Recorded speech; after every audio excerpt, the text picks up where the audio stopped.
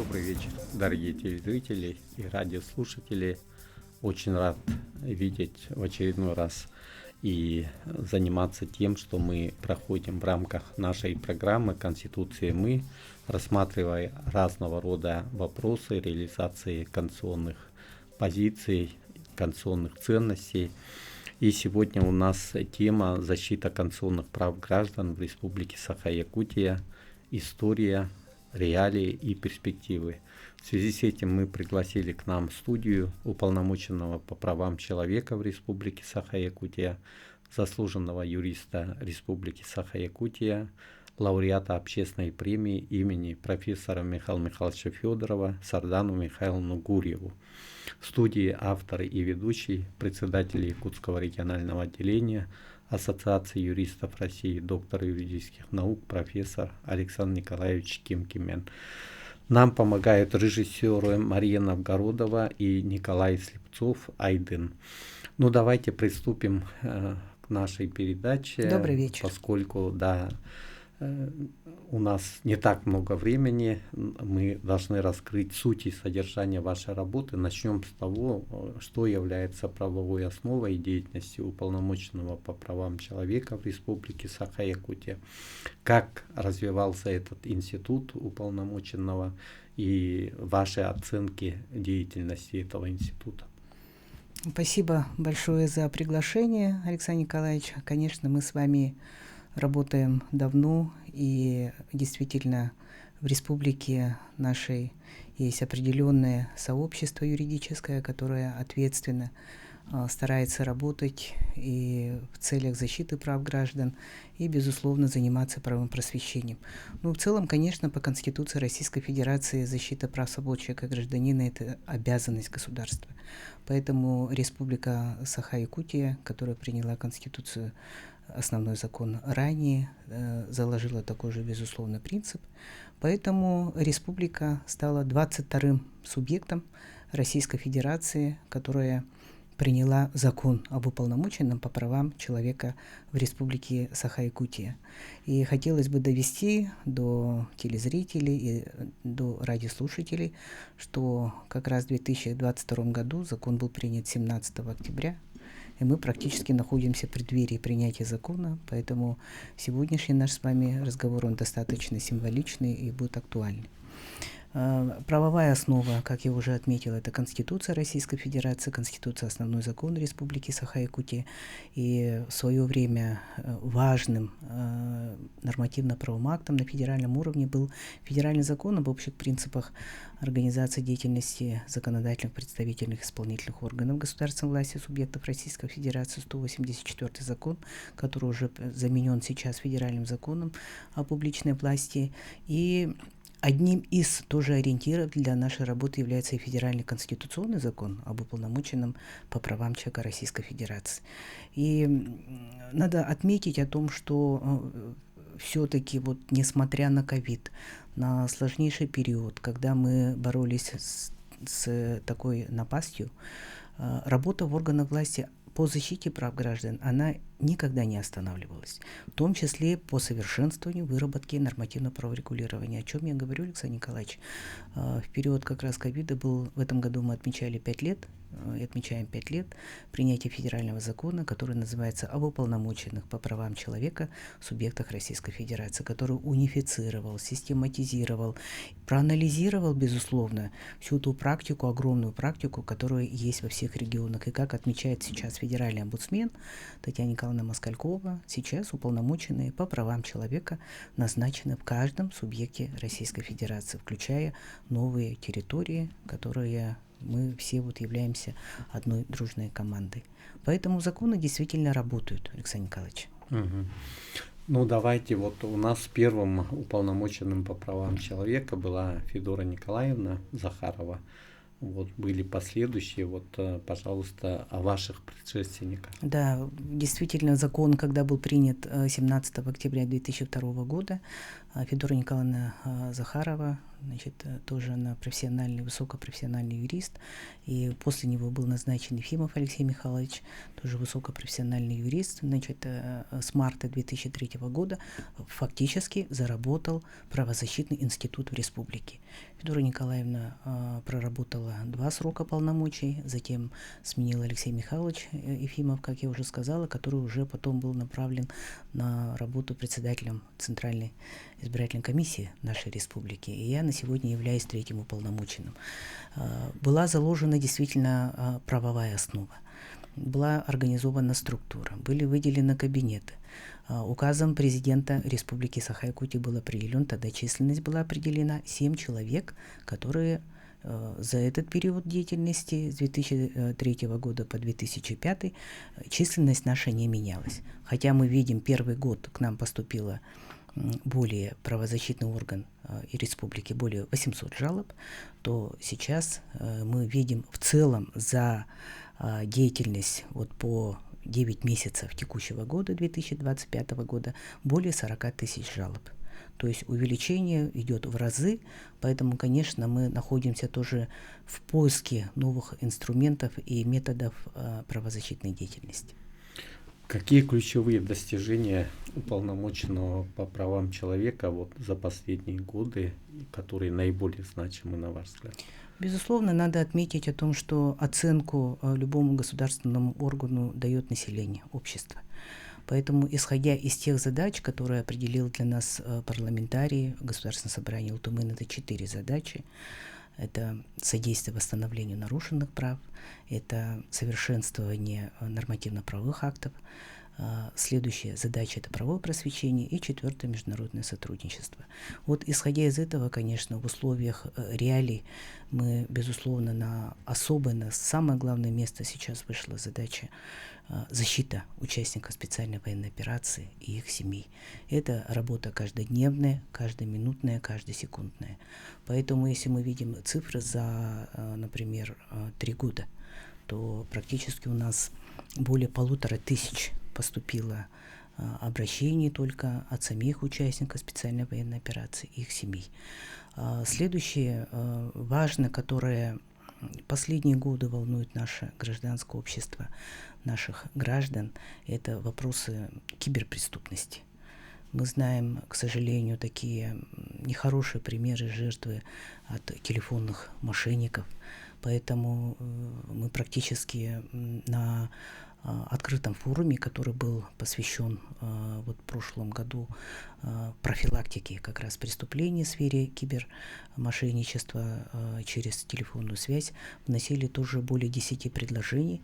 Во-первых, конечно, это усилить правовую работу, усилить ответственность банков, усилить ответственность операторов, это сейчас все делается, создание определенной структуры в Министерстве инноваций, потому что все это идет через технологии, и, конечно, данный вопрос был тоже поднят в прошлом году, в ноябре, на уровне Всероссийского координационного совета уполномоченных по правам человека в Москве. И перед нами выступали тоже серьезные специалисты, которые рассказывали вообще технологии, как это происходит. Поэтому, конечно, пользуясь случаем, хотелось бы довести до телезрителей, радиослушателей, не поднимать телефоны от тех номеров, которых вы не знаете. И сейчас есть очень хороший механизм, который установлен законодательством, через госуслуги устанавливает самозапрет на взятие кредита. Этим механизмом воспользовались десятками тысяч граждан по Российской Федерации, и я думаю, что это тоже является надежным заслоном для того, чтобы защитить свои какие-то имущественные права. Следующая проблема, которая нам тоже выдвинула само время, и жены, и члены семей, которые обращаются, и, безусловно, это и средства массовой информации, в первую очередь, они показывают эту проблему, это, к сожалению, проблема домашнего насилия. Поэтому это тоже для нас вызов, и в этой сфере мы внесли предложение совместно с МВД по Республике Саха-Якутия. Все-таки, когда проанализировали все наши институты гражданского общества, социально ориентированные некоммерческие организации, которых у нас более 2000 на территории республики, мы являемся одним из лидеров в Дальневосточном федеральном округе, потому что у нас очень мощно идет и грантовая, информационная, организационная, материальная поддержка в установленном законом порядке. И работа требуется таких кризисных центров. Сегодня, как показывает реалии, это во всех улусных центрах. У нас есть сейчас мало, но все равно есть в Намцах, есть в Чурапче, в городе Якутске Международный фонд детей Азии работает. Ну а практически есть те, которые ООО «Маяк», например. И хотелось бы, конечно, чтобы таких центров у нас было больше. Поэтому все-таки мы с коллегами сегодня, у нас практически есть подписанные соглашения около 40 с территориальными органами федеральных органов исполнительной власти, с социально ориентированными некоммерческими организациями, конечно, с Общественной палатой республики. Мы ведем работу на то, чтобы была открытость и доступность правозащиты у нас в республике. Замечательно. Вот скажите, пожалуйста, какая работа проводится с детьми-инвалидами и пожилыми людьми? Это все-таки категория, которая нуждается в большей степени в защите. Одним из приоритетов нашей деятельности, конечно, вообще в Республике Саха-Якутия это является оказание социальной помощи людям, которые нуждаются. То есть в последние годы мы видим в государственной политике идет адресность. И это тоже справедливо. Потому что те, которые действительно находятся реально в тяжелой, трудной жизненной ситуации, они просто не обращаются, Александр Николаевич. Вот что в таких случаях делаем мы совместно с Минтрудом Республики, совместно с Минздравом, якутским филиалом Всероссийской общественной организации общества инвалидов, проводим мониторинг. Например, доступная среда. Вот на территории Якутского речного порта совместно мы делали некоторые выезды в район автовокзала. Каким образом, как работает у них, служба, когда маломобильный гражданин, который желает, допустим, уехать в Алюкминск, какие должны быть действия. Потом уже определенная сейчас идет работа и на федеральном уровне для того, чтобы и речные суда были адаптированы под таких, наших граждан, которые нуждаются в особой защите.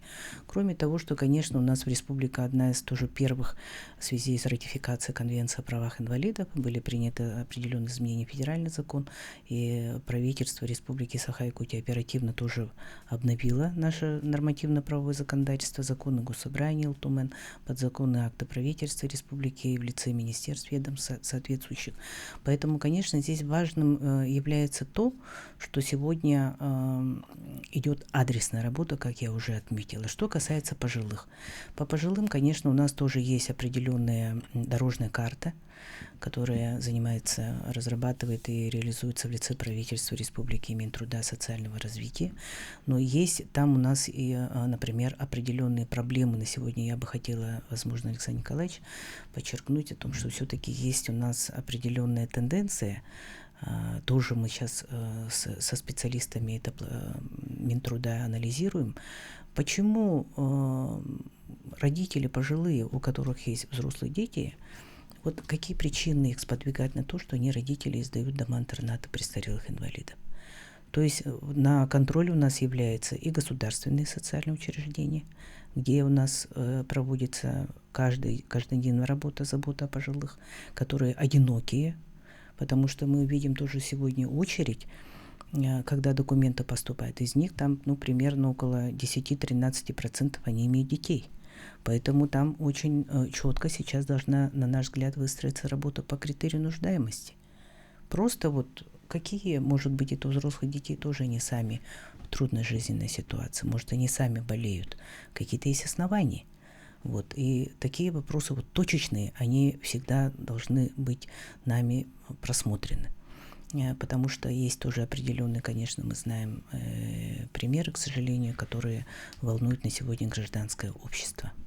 Поэтому на упреждение с точки зрения профилактики мы делаем мониторинги, выезды, и на месте проводятся приемы граждан. Кроме того, у нас есть федеральный проект «Правовой марафон для пенсионеров».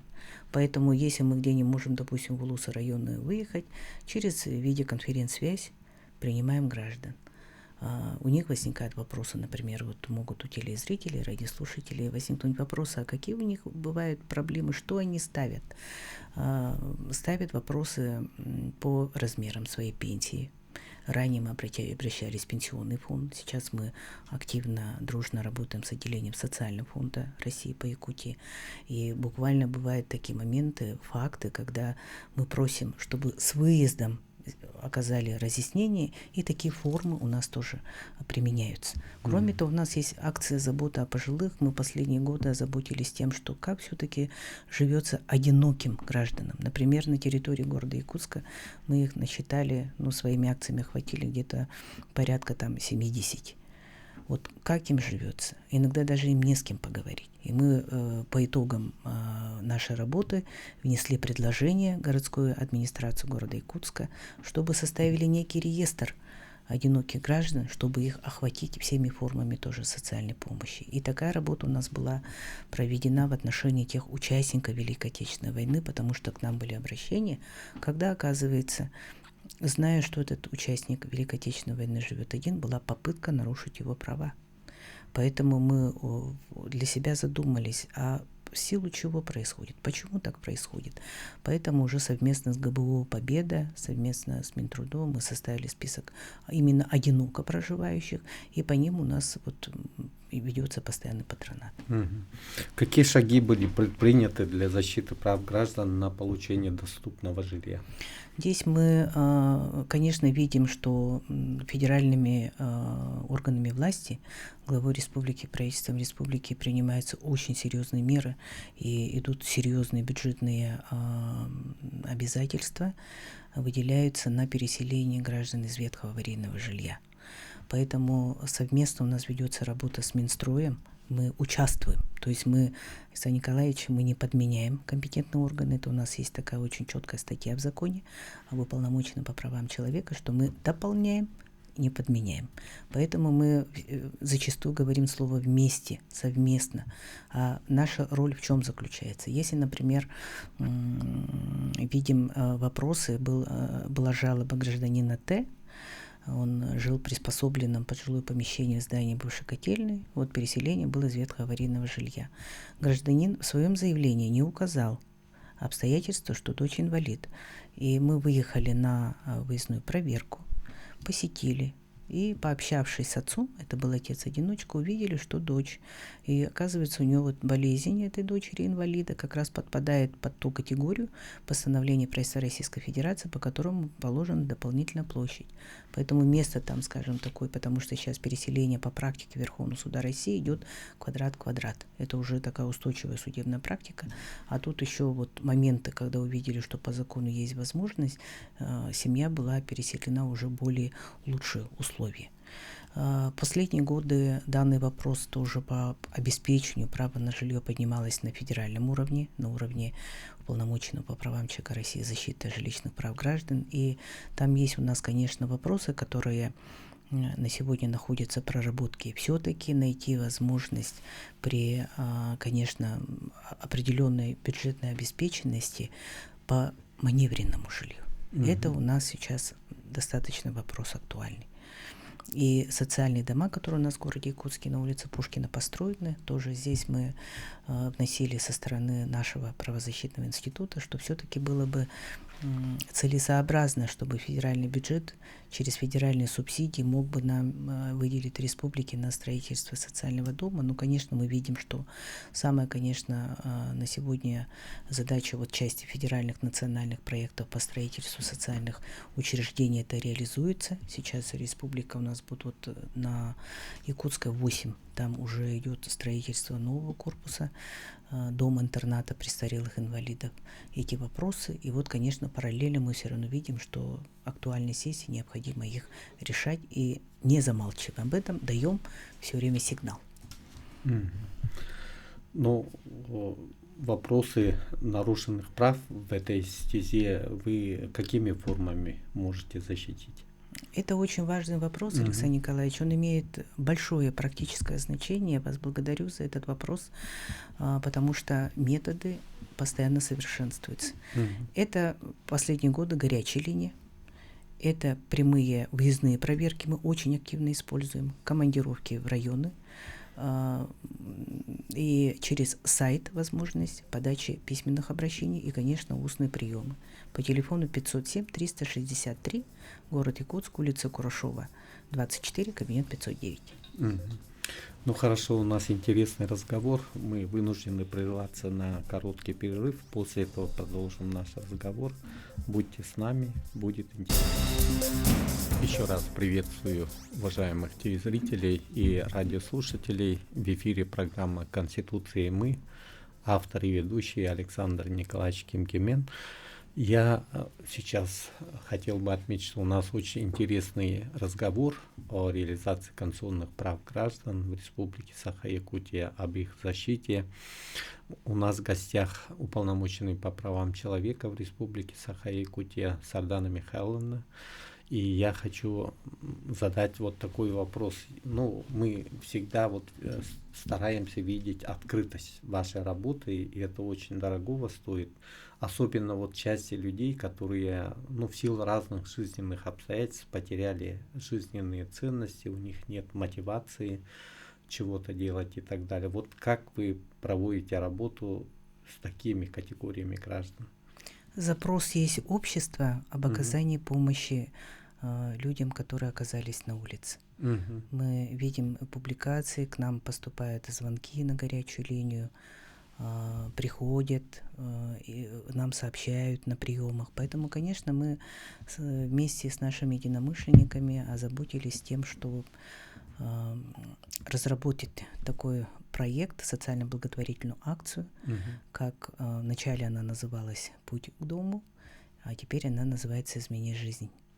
И она проводится с 2018 года. Мы буквально в начале октября провели уже 13-й этап данной социально-благотворительной акции, которая инициирована совместно Министерством внутренних дел по Республике Саха-Якутия. И в этой акции участвует более 30 структур. Здесь может возникнуть вопрос, а сколько все-таки у нас бездомных в республике? На самом деле, конечно, поскольку нет у нас закона, у нас нет учета, такого государственного учета, но мы ведем свой учет. Уже по итогам охваченных этой акции у нас практически более 900 человек охватили мы. Из них удалось, потому что у нас работают серьезные психологи из МВД, Управления Федеральной службы исполнения наказаний, которые общаются своими технологиями, они позитивными людей сподвигают на то, чтобы они все-таки как-то задумались о своей дальнейшей судьбе. И тем самым и другие структуры активно, врачи, огромное врачебное сообщество работает, удалось вернуть домой 90 человек. Одним из примеров был период ковида, молодая женщина, беременная. И нам удалось с главой района, одного из районов близлежащих, отработать. И она родила, то есть мы, по сути, спасли 2 жизни. Поэтому таких у нас примеров тоже, надо сказать, позитивных достаточно. И какие причины, которые приводят людей на улицу? Ранее у нас было более 60%, которые отбыли наказание в местах лишения свободы. Последняя акция показала, что эти проценты снизились. Мы еще это связываем с тем, что в Российской Федерации вступил уже в полном объеме в силу федеральный закон о пробации. Простыми словами, этот закон что означает? Когда гражданин отбывает наказание в местах лишения свободы, он уже готовится к освобождению, к нему применяются такие меры, которые называются социализация и реабилитация. То есть, понятно, что традиционными были паспорта, документы, дают ему проездные на дорогу, но сейчас эта система, которая далее система УФСИН работает для того, чтобы содействовать поиске работы. Тут есть соглашение УФСИНа с Госкомзанятости, поиски содействия жилья. И у нас уже есть ряд примеров, когда к нам обращаются или напрямую в прокуратуру республики. Есть у нас категория детей-сирот. Вот вы задавали вопрос Мгм. по доступности жилья. Там тоже в числе можно упомянуть и детей-сирот, Мгм. и именно те, которые, допустим, до 23 лет, по ним закон сейчас работает, и он закон защищает. А есть же такие, которым и 40 лет. В свое время, когда директоры детских домов не успели или же в силу разных объективных, субъективных причин не успели дать органы местной власти, а потом местное самоуправление данные об этом ребенке, вот ему уже много лет. Вот как быть? И здесь мы благодарим прокуратуру Республики Саха-Якутия по нашему обращению, нашего государственного органа. Прокуратура обращается в суд, устанавливает юридический факт о том, что гражданин является сиротой, и уже потом добивается включения в реестр. То есть это о чем говорит? О том, что у нас уже несколько есть таких положительных примеров, когда уже человек, отбыв наказание, восстанавливается в этом реестре, и он уже не будет на улице ходить, у него уже будет жилье. Поэтому это тоже является одним из профилактики бездомности. Кроме того, конечно, мы стараемся, чтобы и сегодня я опять обращаюсь к главам муниципальных образований, потому что у нас на улице в городе Якутске находятся представители почти всех улусов районов. Поэтому мы в акции втягивали в работу землячество. Поэтому землячества активно работают. На последней акции у нас было 50 человек. Но это тоже, мы считаем, цифра не маленькая. Из них уже были госпитализированы 4 в связи с туберкулезом, социальными болезнями, уже на лечение по наркологии, потому что они могут тоже создавать некую угрозу. То есть есть профилактика здоровья и в отношении людей, которым вот мы с вами, значит, в обществе, и их самих тоже самих надо лечить. Вот, поэтому эта акция, мы благодарны Министерству внутренних дел по республике, Управлению Федеральной службы исполнения наказаний, Главное управление МЧС России по республике Саха-Якутия, нашему Министерству по чрезвычайным ситуациям, гражданской обороне республики, созданной указом главы республики, службе спасения, огромному сообществу врачебному, как я сказала, в лице Минздрава, это фтизиатрия, ВИЧ-центр, это и наркология, это и кожевен-диспансер, и психоневрологический наш диспансер, значит, ЯРПНД, которые вот в акции, они всегда принимают активное участие. Ну вот у нас, допустим, фтизиатры, есть у нас мобильные машины в республике, которые Минздрав нам выделяет, и мы там имеем возможность сразу на месте провести флюорографию. На месте же проводится выдача паспортов, поэтому здесь в МВД структура управления по вопросу миграции тоже имеет важную роль. И бывает практически там до 5 паспортов тут же человеку за буквально там полчаса выдается паспорт. А тут вопрос может возникнуть, а кто оплачивает пошлину? Пошлину у нас оплачивает некоммерческие организации. Тут я особенно хочу тоже поблагодарить «Линия жизни», супругов Кондаковых, которые ежедневно помогают людям в трудной жизненной ситуации. Итого, какой анализ можно провести, исходя из этой работы, и что нам необходимо еще дальше сделать. Мы вносили, Александр Николаевич, в свое время предложение в парламент республики по принятию закона о профилактике бродяжничества и попрошайничества. Он может быть, этот закон, и организационным, правильно, потому что мы механизмы уже конкретные практически выработали. И эти механизмы можно было бы предусмотреть в этом законе. Практически мы сейчас это делаем в рамках текущего бюджетирования. То есть мы считаем, что закону не требует дополнительных расходов. Кроме того, здесь особо хотелось бы отметить, что на уровне главы республики через гранты главы республики и мэра города Якутска наши НКО, которые именно занимаются в сфере помощи гражданам, находящимся на улице, они выигрывают гранты. И еще они выигрывают гранты президента Российской Федерации. Поэтому, в принципе, у нас механизмы есть.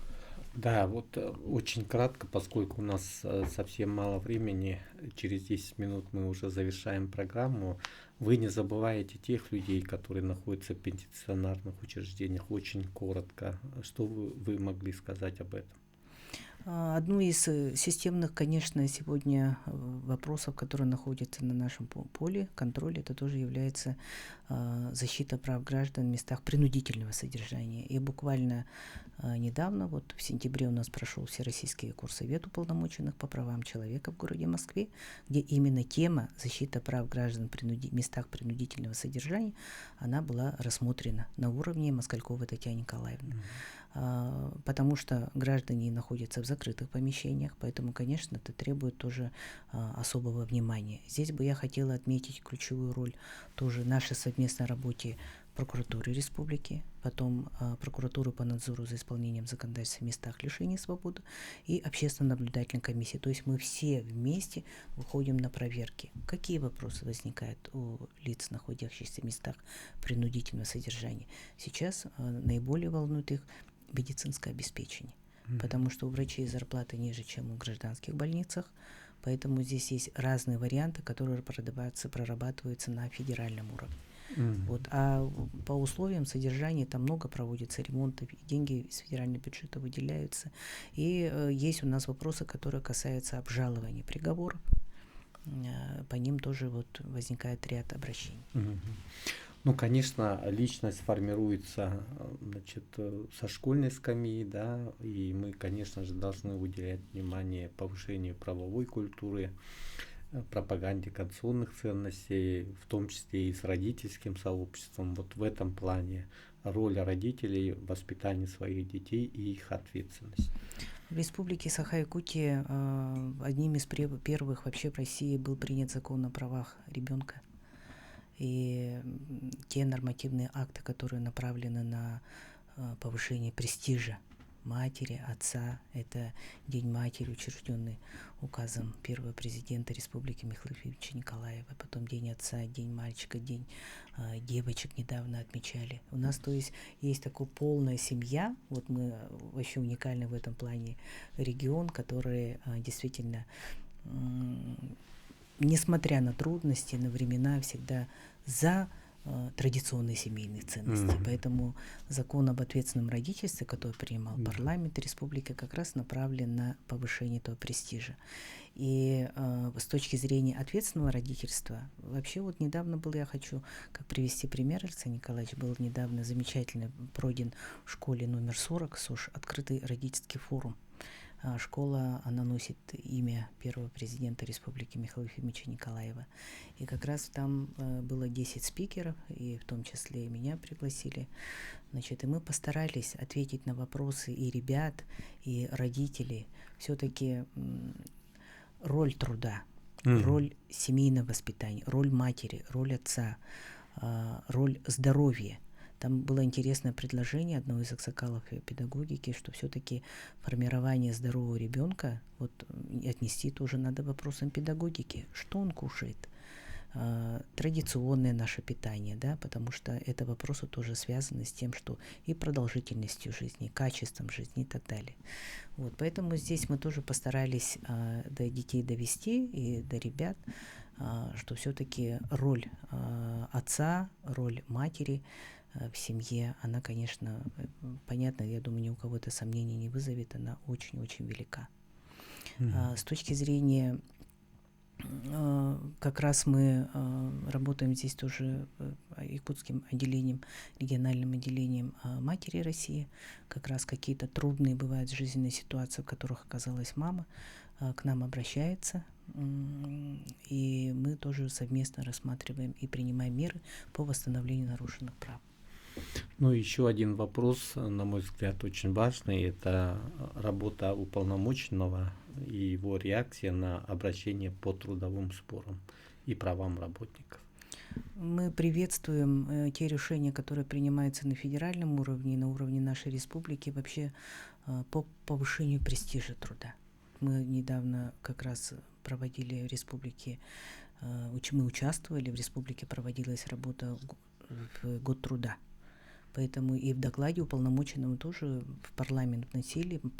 Доклад мы представляем главе республики, парламент, правительству, прокуратуре, арбитражный суд, уполномоченным, безусловно, по правам человека Российской Федерации, что популяризацию престижа, и вы, Александр Николаевич, тоже много своего работы посвятили именно защите трудовых прав в сфере профсоюзов. Тоже были и есть хорошие результаты в работе. Мы здесь, что новации, мы какие новации вносим, кроме того, что сейчас есть там судебный механизм, прокуратура, государственная инспекция труда. Все-таки есть, знаете, поскольку у нас комиссия по примирению сторон, они фактически не востребованы, потому это, как мы с вами говорим, как отложенное право, да? Хотя этот механизм тоже был бы действенным инструментом. На медиацию в сфере труда. У нас есть медиационный центр здесь, в городе Якутске. И вот научиться договариваться, потому что гражданское общество, которое мы с вами строим, конечно, очень важен диалог. Поэтому есть у нас тоже положительные примеры, когда одного из районов муниципальных учреждений обратилась работница, хотели уволить, мы провели медиацию, убеждали, доказывали без суда, и с женщиной заключили трудовой договор. То есть у нас практически такая борьба идет за каждого человека. Здорово. Но вот вы упомянули про свой доклад в парламенте, да? Вот все-таки в законодательстве какие нужны инновации с учетом того, что жизнь все время видоизменяется, появляются какие-то новые проблемы и так далее. Спасибо за вопрос, Александр Николаевич, потому что мы с вами видим, когда есть закон, человек защищен. Вот простой пример. По отношению к бездомным закона нету. Вот они у нас не защищены, находятся за пределами праворегулирования. Поэтому, как я уже отметила, одной из задач у нас является совершенствование нормативно-правовой базы. За 2024 год, например, мы внесли более 50 предложений. Если их касаться по блокам, это касается улучшения работы в социальных учреждениях. Потом, поскольку мы с прошлого года, сентября, сейчас занимаемся защитой прав граждан, которые страдают психиатрическими заболеваниями, внесли и в Министерство здравоохранения предложения, которые направлены на улучшение граждан, которые находятся и в психоневрологическом диспансере. И мы практически сейчас проверили большую часть психоневрологических интернатов, чтобы там тоже были вопросы, связанные, например, с защитой прав там, опекунов, опекаемых и так далее. Ну и вот под завершение, все-таки вот вы избрали путь юриста, и довольны ли вы своим выбором? Как проходил этот путь? Я благодарна судьбе, Александр Николаевич, конечно, благодарна, огромная благодарность нашим аксакалам юриспруденции. В этом году мы отмечаем юбилей Федорова Михаила Михайловича, основателя нашей юридической школы вообще на территории Республики Саха-Якутия, доктора юридических наук, профессора, прокурора, и Миронову Дмитрию Николаевичу, почетному гражданину Республики Саха-Якутия, доктору, профессору, заслуженному юристу Российской Федерации, Степановой Альбине Афанасьевне, Федуловой Саргалане Николаевне, вам, как нашему завкафедрой, и многим Нушницкому Роману ныне действующими за огромный опыт и знания. Безусловно, для нас важно то, что этот разговор состоялся. Я бы хотел, пользуясь случаем, выразить такие слова пожеланий еще в части усиления вашей работы, поскольку у вас планов много, и вы работаете именно в поиске новых форм защиты конституционных прав граждан. Безусловно, в Конституции Российской Федерации права граждан, они являются приоритетными, да, они должны защищаться государством, и ваш институт в этой работе очень многое делает, в том числе во взаимосвязи с различными структурами. Поэтому я хочу пожелать вам дальнейшей такой плодотворной работы во благо народа, во благо людей. Спасибо за то, что вы пришли и Спасибо вам. участвовали в нашей передаче. Всего доброго, до свидания.